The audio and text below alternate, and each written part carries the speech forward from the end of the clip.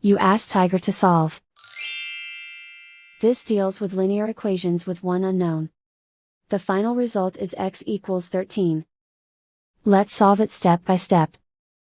Simplify the expression. Expand the parentheses.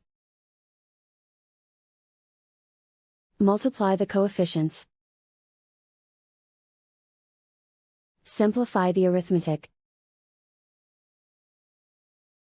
Group all x terms on the left side of the equation.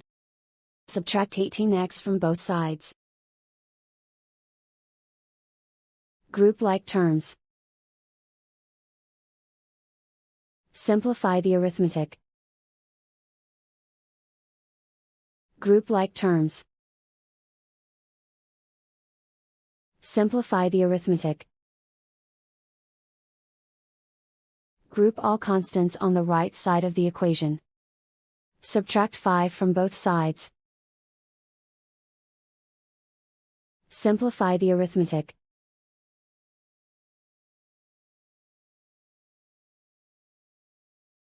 Isolate the x. Divide both sides by -5. Cancel out the negatives. Simplify the fraction.